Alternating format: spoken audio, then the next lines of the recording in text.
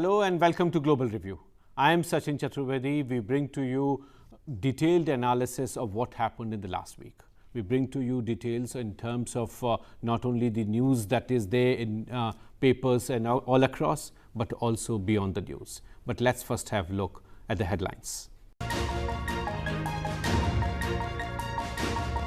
GDP surged to $2.597 trillion compared to France's $2.582 trillion.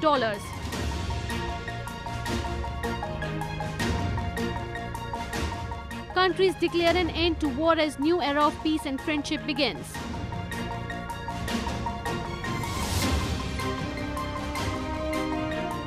China opens the biggest free trade zone in Africa in Djibouti.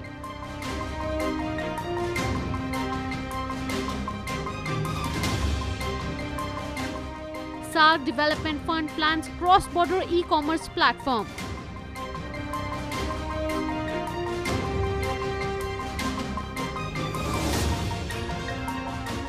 Facebook fined in UK over Cambridge Analytica leak for £5 lakh.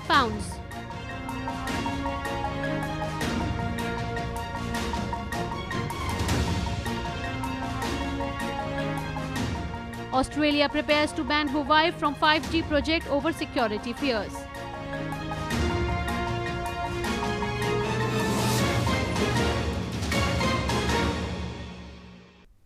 Now we bring to you our section Across the Globe.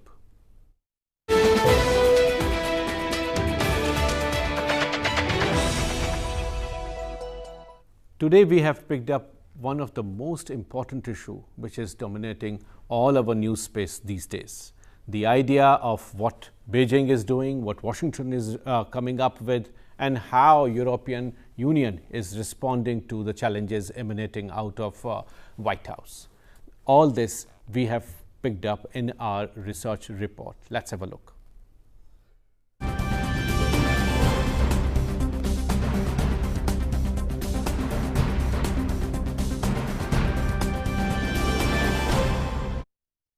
Global value chains became a key feature of the globalized economy.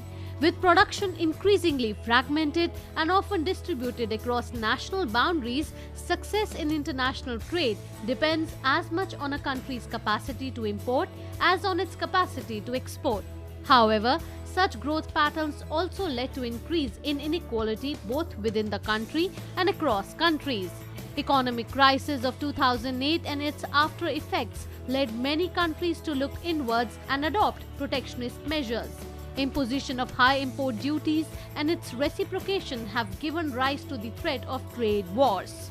Various experts believe that no country can benefit from trade wars. US has imposed tariffs on $34 billion of annual imports from China, and China immediately slapped retaliatory tariffs on US imports.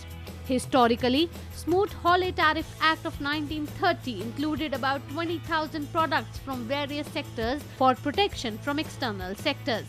While the US successfully reduced its import dependence over the next couple of years, the retaliatory measures from other countries led to a 60% dip in US exports by 1933. The trade war also accentuated the Great Depression.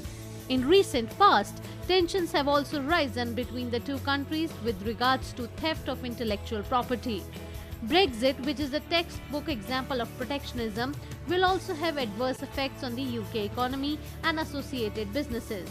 Tata Motors' own Jaguar Land Rover warned that a hard Brexit deal could cost the company more than 1.2 billion euros profit each year, putting 80 billion euros of further investments and jobs at risk. Threat to close down Strait of Hormuz is a retaliatory measure being thought over by the Iranians against trade sanctions imposed on Iran by the Americans.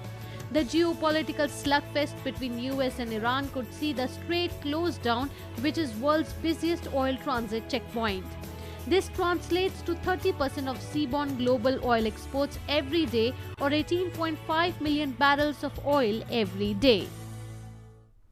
So this research report that shows in terms of what the gravity of the challenge is, we have an eminent panel to discuss this. We have Dr. Sanjay Baru here. As you know, he is one of the eminent commentators on geostrategic, geopolitical, and of course, geoeconomic dimension.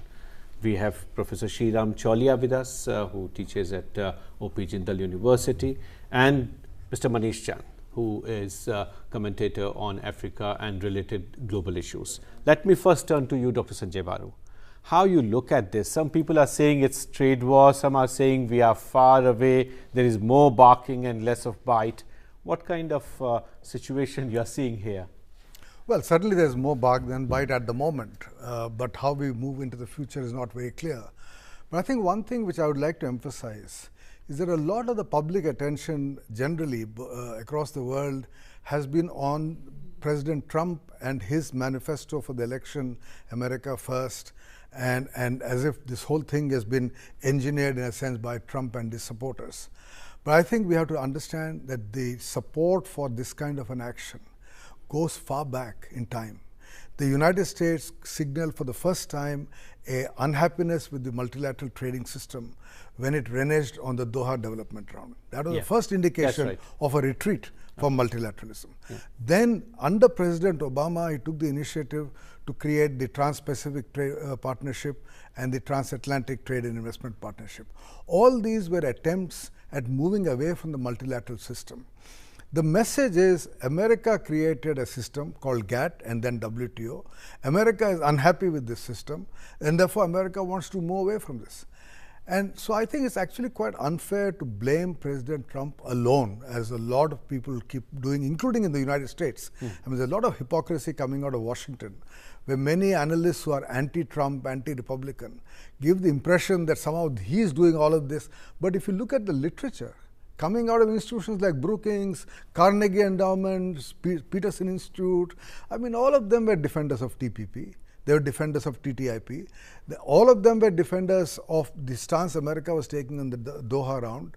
And all of them were putting pressure on emerging economies, China, India included. So I think this whole ideology So you're saying it's a bipartisan approach? I think it's on bipartisan. From I think it is absolutely. I think the roots are deeper, and I think it's necessary for all of us in the rest of the world to understand what exactly America is trying to achieve. Sriram, how you bring in perspective that you usually bring in terms of the geopolitics of it, in terms of connection with China and of course transatlantic divide that we are seeing? Sachin, you know, while Trump has been aiming guns at a number of partners, NAFTA, EU, I think China is number one because of the perceived strategic threat of technological overtake, and that China will supersede the United States in these high-end areas like artificial intelligence, semiconductors, and industrial policies. So I think the reversal or rollback of these, made in China 2025, it's a very big, state-supported initiative. They believe that basically the American geopolitical position since the end of the Cold War has been to prevent the rise of, a competitor who will overtake them in strategic, industrial, as well as in military fields. So I think the whole structure, the entire trade war has been structured primarily at China. But because of the domestic pulls and the constituents that Trump has, I think it's also channeling a wider anger against globalization itself. But how come EU is now coming in? Well, that's where there is a perception that we have deficits with Germany, for example. Germany does have a significant $70 billion or so of bilateral deficit with the United States, surplus. So they want to, the idea is to try and beat back competitors. And the national security strategy of the Trump administration clearly says that geopolitics is back, and competition with major powers, like especially with China and to a lesser extent with Russia, is going to be the number one foreign policy priority. So the zero-sum logic, Dr. Baru is right that there have been continuities, but the zero-sum logic is definitely far sharper and much more pronounced under Trump administration than it was under Obama. So somebody said that Trump foreign policy is like traditional Republican foreign policy, but a more obnoxious version of it. So if you compare it with Bush Jr., 2002 to 2000 to 2008, they had also imposed steel tariffs, but they had rolled them back. They had an alliance, and some of them had broken. Remember, Bush had broken with the Europeans at the time over the war on Iraq. Germany and France did not side with them, and they were really cursing the US at the time. So in a way, there is a bit of a redux, but definitely the populism and all these are traditional Republicans are much more, I would say, elite and more free trade than the angry grassroots Republicans. Let me bring in Dr. Baru again on this, particularly in context of India. Dr. Baru, how you see this opportunity that is coming in? Of course, Commerce Ministry came out very quickly in terms of a very swift response to what they imposed of 25% hike in tariff on steel and 10% on aluminium. Commerce immediately rolled out their own wish list, but postponed it by a month, and only from 4th of August now it would become effective. How you see this as a geo-economic response? And you have been one of the few in the country who has been articulating some sort of a positioning by India on this front. Yeah, well, very quickly on your earlier question of EU, don't forget that in the 1990s, 89, 90, 91, immediately after the end of the Cold War, collapse of Soviet Union, there was a lot of trade targeting by the US of the European Union and Japan. The Special 301, Super 301. Yeah. If you look at Samuel Huntington's paper on international primacy matters, the paper by the couple of others, I'm not able to get the name, but a lot of literature came around that time which emphasized that the US is being challenged on the economic sphere by Germany, by European Union, by Japan, and we need to take preemptive action. So in a sense, a lot of the rhetoric today, we heard it before, except then target then was only EU and Japan, and now it's China. But as far as India is concerned, you see, my own judgment right now is that the Indo-US relationship is a bit weak. I think the quality of our engagement that we had till about last year has weakened in the last few months. Why it is so, I'm not yet very clear. I'm trying to understand from whatever analysis is appearing, what are the factors that have gone into a weakening of this relationship. And as a consequence of the weakening of this relationship, I don't think India is in the focus of President Trump. President Trump's focus clearly seems to be Northeast Asia and Europe. I mean, after all, he devoted so much energy and time to meeting with the North Korean president, and now he's devoting the same amount of energy and time to a meeting with President Putin. But people are saying that it's better to be out of his focus rather than being I know, but there has to be some positive engagement. Exactly. We had Secretary Tillerson visiting Delhi, and then he was removed. Yeah. His successor has not yet come to India. We are supposed to have this 2+2 meeting that's been postponed. There's a sense of a lack of engagement. I agree that, if you're not in the sight of the big guy, it's better to let go. But whether not being in sight means that there is no willingness to address our special concerns, so or whether there's a myopia. We would have to stop here. Collateral damage. Strategic myopia. That's right. We would have to stop here for a break. Don't go away. Many more points to come up.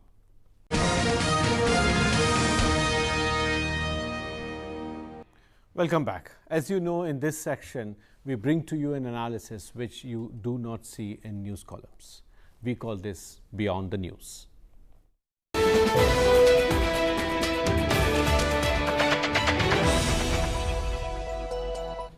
Abiy Ahmed Ali has taken over as new Prime Minister in Ethiopia.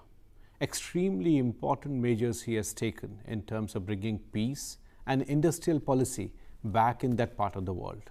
Let's have a look at this report.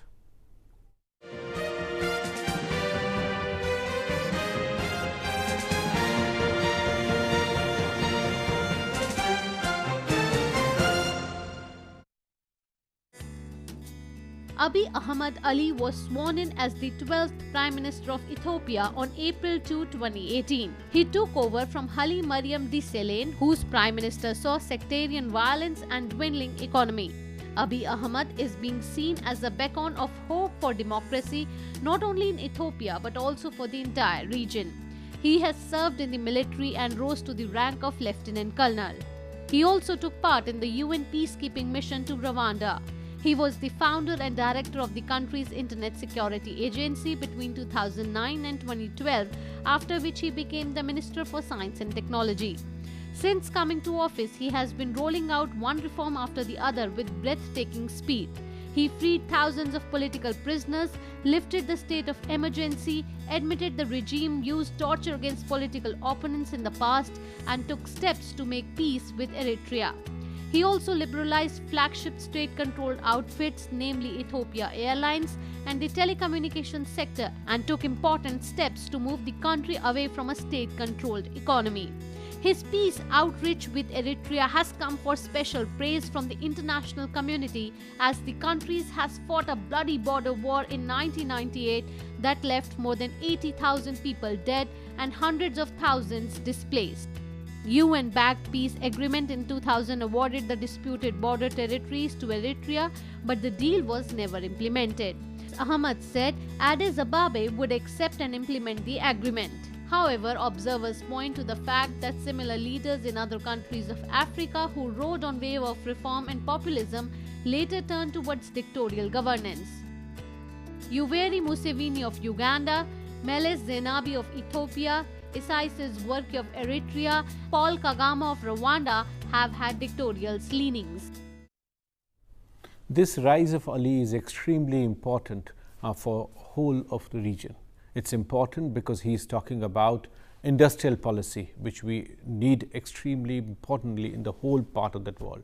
We also need peace, and the efforts to bring in other countries on the table is important. And to discuss that, we have Mr. Manish Chand with us. He has been one of the eminent voices on Africa.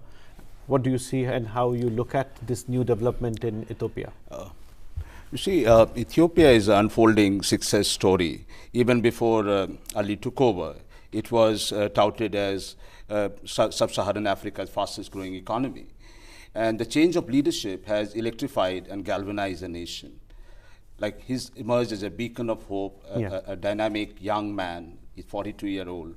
He's a visionary man from the army. And has full support of army. And full support of the army. Yeah. And also, very, very significantly, he's a first Ethiopian leader from the Omoro community, which was marginalized for decades. It was a majority community within the EPRDF's political structure. This is the first time you have a leader from that community. So he's ideally equipped not only to steer the economic trajectory of Ethiopia, but also to bridge sectarian divides. That has been a major problem. But how you see the spillover effect of what is happening in Ethiopia because of African Union's presence, because of many other dimensions of engagement that Ethiopia always had in the region? What kind of impact you see on other countries? You see, like Ethiopia is, I mean, the headquarters of the African Union. It is at the heart of this, the region. It is part of the East African community. It has always had a stellar role in the entire regional integration process. So being led, Ethiopia's own uptick in its own economic fortunes and the leadership, the template that has come out, where is freeing up people, political reforms, economic reforms, governance reforms. It raises the stature of Ethiopia. It may also breed some envy among other African nations. But by and large, as we see, like, for example, the outreach to, very statesman-like outreach to Eritrea. There were, in fact, he has promised to implement the UN verdict. And absolutely, and you got to see the atmospheric. There were scenes of joyous celebrations, popcorns and flowers, hugs and kisses. I mean, it was like, it actually is like ushering in Manish, a new Prime era. Minister would be visiting Uganda and Rwanda during his visit for BRICS. How you relate India's connect with Africa? You see, I mean, when we talk about diplomatic outreach to Africa in the last 4 years, I would say especially, has acquired an unstoppable momentum. It is no exaggeration to say. I mean, if you look at it, the record number of high-profile visits at the level of president, prime minister, vice president, over 20. If you compare it to the Manmohan Singh government period, there were hardly any bilateral visits by an Indian Prime Minister. There were just, maybe a couple of them to bilateral, mind you, not for multilateral summits. So what it signals is there is a changing narrative of Africa, as we see in the case of Ethiopia, the Africa of economic resurgence, Africa of hope, Africa of economic dynamism, and India emerging as the world's fastest growing major economy with more resources, which was crystallized in the India-Africa Forum Summit 3, where we pledged $10 billion dollars as lines of credit, the largest package for any region. So building on that, the Prime Minister's forthcoming visit is part of that larger outreach to rejuvenate, to sustain the momentum, and also he's going to the three countries, that's right. Eastern Africa and Southern Africa. And then of course to South Africa. And which have been, Dr. Baru, you have been articulating this position in terms of geo-economic connect and where you see Africa fitting in this larger gamut of issues. Well, I think Manish is right in saying that there has been a relative neglect of Africa, and we are catching up in the last few years. Yeah. But that catching up has to have a solid economic content, because what Africa is looking for at the moment is investment and technology. And I think we do have innovative programs. I think our problem is lack of adequate cash. I mean, the Chinese go with lots of money. We don't have that amount of money. Cash, no. But we are substituting that by looking at interesting programs, interesting people projects. People-to-people contact. People-to-people contact, health, education, science and technology. Yeah. And I think we need to sustain that. The relationship has to move from diplomatic interaction, which is what Manish spoke about, to much more business-to-business interaction. Shriram? Well, I think the peace point is also very significant. There are three big conflicts, long simmering ones, that need to be resolved in Africa for stability and for governance improvement. And Ethiopia, Eritrea was one. The South Sudan civil war has been a terrible one, and we need to mediate that and end that quickly. And of course, the long war in the Congo and in Somalia. So if you take these four as the building blocks for Africa, I think we can, the African resurgence we're talking about, Abiy Ahmad has made the right step forward, and the international communities should support him. Of course, the democratic push from within Ethiopia remains, because the EPRDF has still been in control. It's still a one-party state in many ways. But liberalization through gradual negotiation and release of centralized power is better than violent upheavals and revolts that we have seen in some parts of Africa that have led to more bloodshed. So I think it's important that peace and stability is maintained, but we must also maintain the push towards greater reform and opening up. Now is the time for us to take a book of the week.